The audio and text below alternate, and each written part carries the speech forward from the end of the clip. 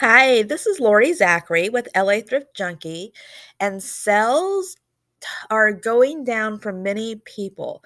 So, I'm going to do a little series on different ways that you can raise your sales back up. And the first one we're going to discuss is listing. So, welcome into my YouTube channel. You can also find me on Facebook and Instagram as LA Thrift Junkie. Okay, so the biggest thing you're going to need to do is list regularly. So, what does that mean? Pick the days, the times, and how many items you're going to list and stay committed to it.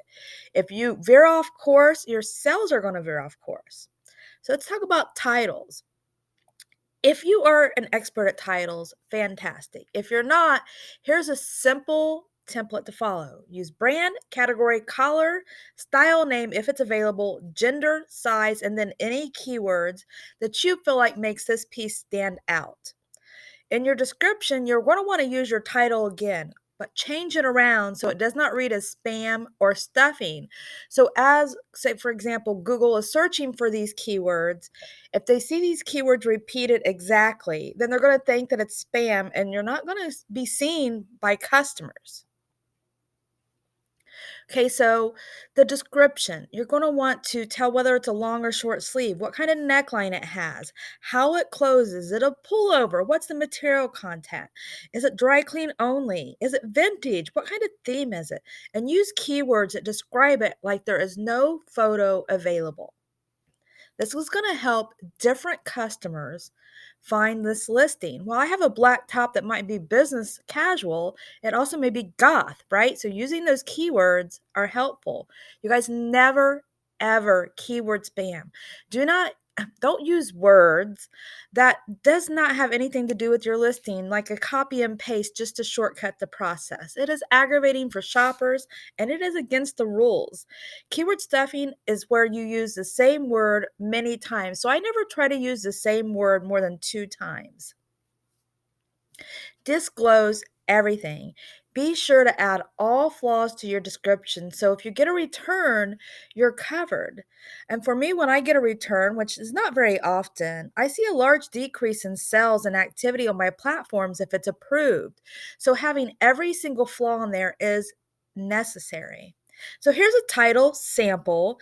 It's Free People, Maxi Dress, Santa Maria is the style, Birdsong Blue is the collar, women's medium, and then I added tiered skirt as one of my main keywords. You could choose any. There would have been many on this dress to choose from, but use all 80 characters and make them make sense. Never use punctuation, the word and, or anything like that in your title. You want these words to be searchable. Okay, here's the description of the sample. You'll notice I changed it just a little bit. Free People Flowy, Maxi Dress, Santa Maria, and a beachy birdsong blue women's size medium. Then I have a description that kind of encompasses all those things I talked about.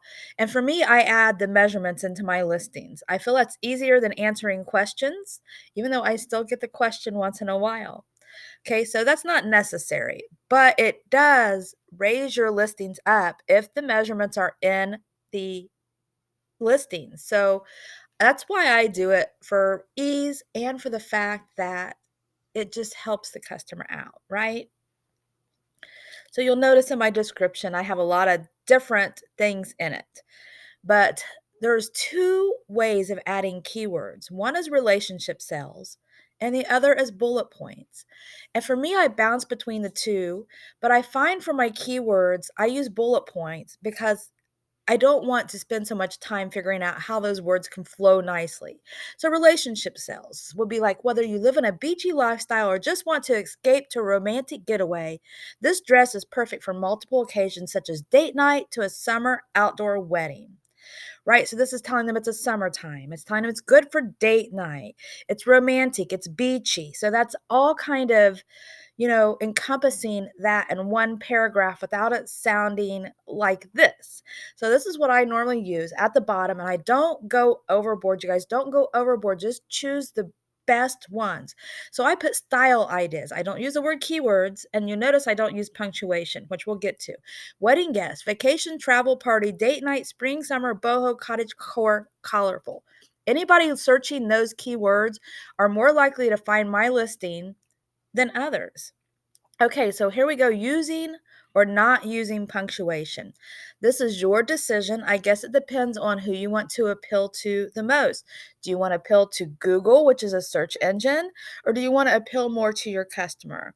So, web crawlers are search engines and they hate punctuation. It looks like code to them. So, if you're using the quotation marks, you're using a semicolon, you're using commas after every one of your keywords, it's just reading it as mumbo jumbo. And then on the other hand, customers really like better grammar. So you got to walk that fine line. Okay. And if none of this helps and you hate to list and you can't be consistent, there are services like mine out there that will list items for you. Okay. They're going to draft the listing, do your SEO titles, use relevant keywords and style words. Some of them even cross post. I specialize in Poshmark, eBay, and Mercari only, a little bit on Etsy, and I charge $1.50 per listing, which is pretty standard. You guys, thank you so much for tuning in. I hope this helped. Have a wonderful day and come and visit the next video, which is going to be tips all week long.